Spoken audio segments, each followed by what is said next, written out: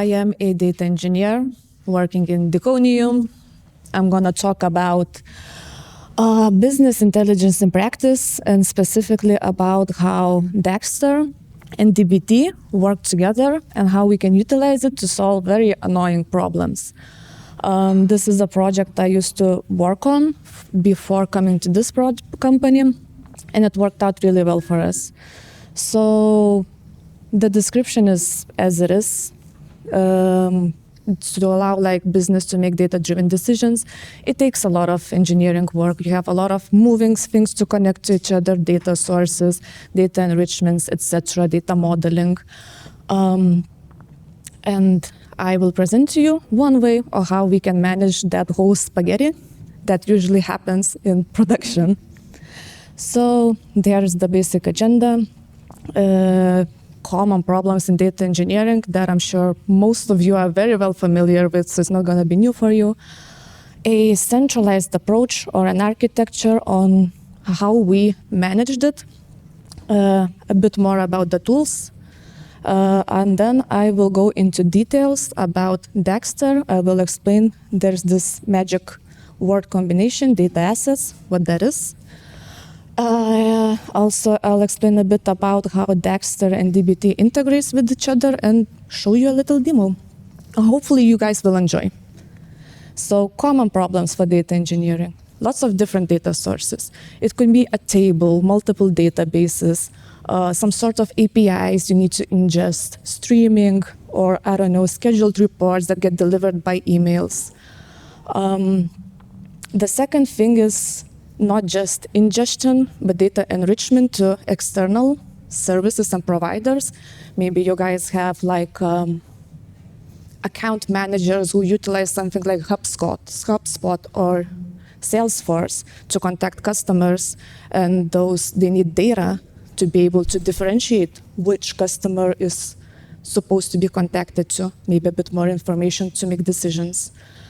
Obviously reporting, internal dashboards, and all that. So basically we have lots of development tools, lots of services, lots of sources, and they somehow need to work together. Data needs to flow from one place to the other. The not so technical things are hard to understand the full business logic, meaning so you have customer in Mongo database e-collection that somehow ends up syncing into a Salesforce, going through multiple steps in between.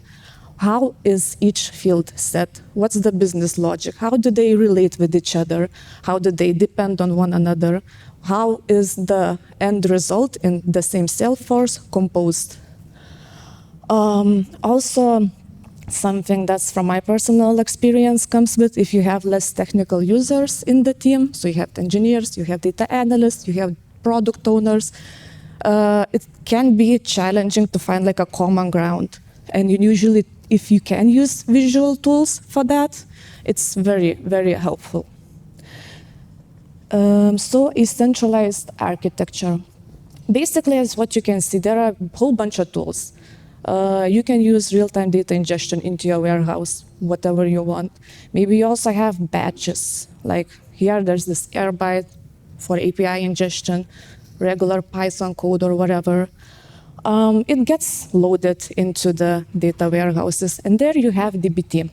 I'm not going to focus that much on DBT itself because it's an ongoing topic for this meetup, but it's used for modeling the data inside the warehouses. So it builds all the data models and handles relationships between them. And then perhaps you also export the data into external services, or, I don't know, visualize it, build prediction forecasts, whatever. And lots of moving parts, like I said, and not that moving thing can be handled with an orchestrator called Dagster. So the main tools that I'm going to focus on is DBT. It's like a data modeling tool. It doesn't do anything by itself. It needs to be executed against a query engine or a database. It's open source. There is also a paid cloud version. Handles the relationships between models, building the DAG, like a graph, supports a lot of testing. You can write documentation for it, catalog the data. Usually you use it with SQL, but it also supports writing Python code as well if the query engine allows it. And then there's Dagster, the orchestrator. It's fairly lightweight compared especially to things like Airflow. It's also open source. It also has a paid version, Dagster Cloud. It's very optimized for data-driven workloads. It even has this concept of partitioning and backfills, like if you need to load part of the data, not the whole data set. It integrates really well with the most popular tools. The framework itself is written in Python. You can extend it. You can do whatever you want with it. It also has this concept of assets and ops, which is why I recommend it for data-driven workloads, and I will elaborate. So what exactly is data asset? So assets and OPs. OPs is like an operation, just does something. It can be anything. It can create something, it can delete something, an action. An asset is like a persistent object. It can be a file, it can be a table, can be a collection in some sort of external API. They have dependencies, same as in DBT. One asset can depend on another asset. And here is an example. You cannot see in the projector the arrows, which is a bit of a shame, but these are like visual representations of the assets, how they appear in Dagster UI. There are also arrows that kind of point and display the dependencies. So for example, the final asset orders depends on staging orders and staging payments, and each of those depends on either raw orders or raw payments. In Dagster, the assets can be defined in Python code, meaning that means you can do anything. One definition, and this is the bottom example, shows a way that you can define multiple assets in one operation, or like one by one. Since it's Python, you can also kind of wrap it and load those assets from other toolings. And there are already libraries that do that for DBT. If you code it correctly, little bit maybe sometimes adjustment may be needed, Dagster will also map those dependencies between external tools and DBTs as well. So an asset update is called materialization. It's just like something to know about. It's in the end an operand. One materialization or one operand can materialize a whole bunch of assets or go one by one. Easy to create a job that rebuilds the assets when you're thinking about the assets and not the jobs itself. So this is again like a screenshot from the UI. And now on to the Dagster and DBT integration. So you can support multiple repositories, both for the Python code and for the DBTs. You can support multiple DBT projects. They don't exactly integrate with each other, but there is a way at least to visualize it. The integration also loads DBT models automatically and parses it from the manifest JSON, displays a whole bunch of DBT-related things in the UI. So you will see raw SQL, description if you have it, metadata, tags.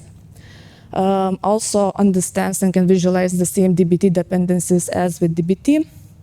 And you can also map it to downstream dependencies as well. So this is like a small screenshot of how it looks like in the UI as well. And now it's time for the demo.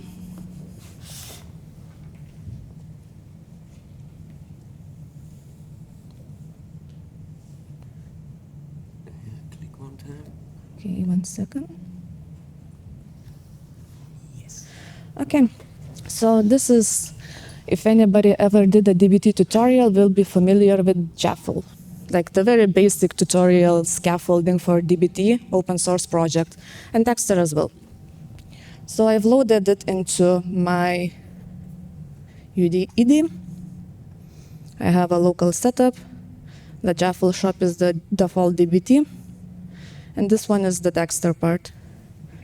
So this is how assets look in the UI. We can try to view the lineage. Yeah, you cannot see the arrows, which is not that great. But there are groups. Oh no, now you can see the arrows if I go like this. So maybe we can do something a bit more like that so you can see what the situation is. But you have a very nice visual display of all the dependencies. The raw group, these are Python defined assets. These are not defined in DBTs. I just define them in the code. Like that, basically. And what this means is the default group is the DBT one, depends onto those external sources. One good thing about DBT integration, this is what the whole thing looks like in the UI. So you can see a whole raw SQL. You can see, not for the staging one, but for the, let's say, clean build table, you can also see description, documentation. You can view lineage, so upstream dependencies, downstream as well. If it would have, it would show up in the right side. And one thing that we can do is we can trigger one asset in the UI, for example. Click materialize or materialize all.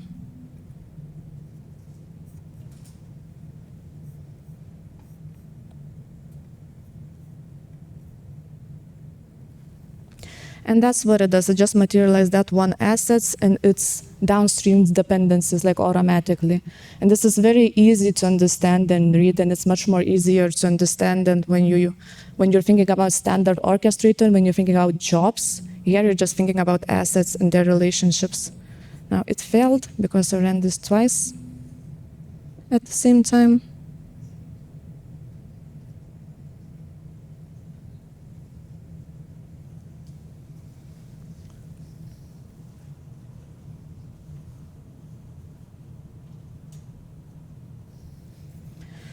And you can materialize all of them. It will also build dependencies and display them. Like these external ones will be executed first. One thing, this one operand executes all DBT assets, and I will show you how we can split that because it has a bit of a hiccup, so to say. So for example, now if I were to raise an exception in one of the upstream dependencies, we reload definitions and try to materialize all of them again.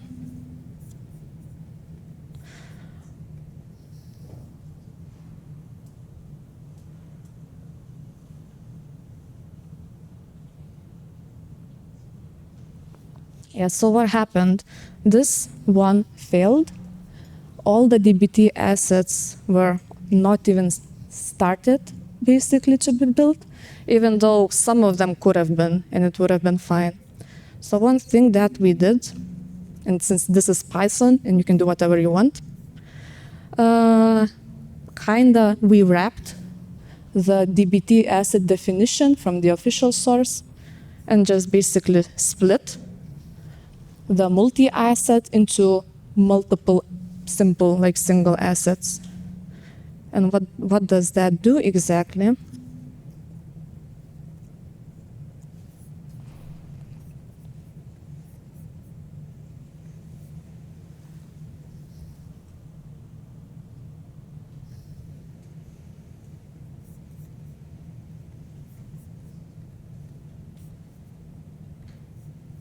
And now you can see the full graph.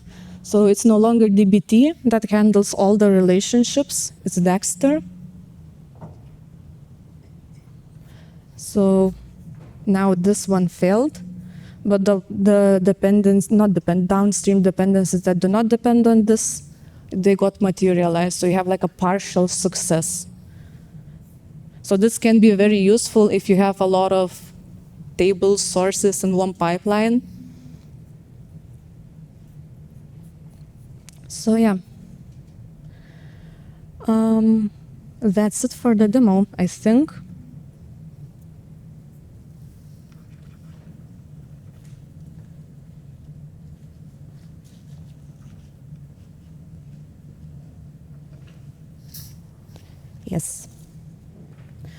So the end result is, well, what benefit do we have? We see a whole lineage, not just DBT, not just what's inside the data warehouse, data lake, whatever you're using, but like full of it, whole bunch of services.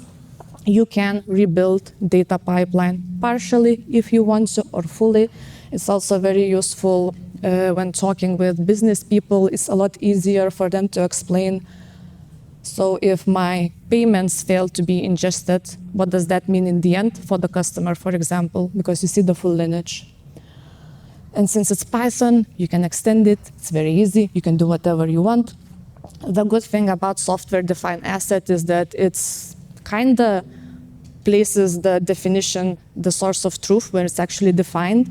And that actually makes it a bit easier to scale from process-wise when you have multiple teams. Maybe somebody is working on ingestion only, and maybe somebody else is doing the modeling. And yeah, like I said, it's easy to understand data for both business people, engineers, and everybody in between as well.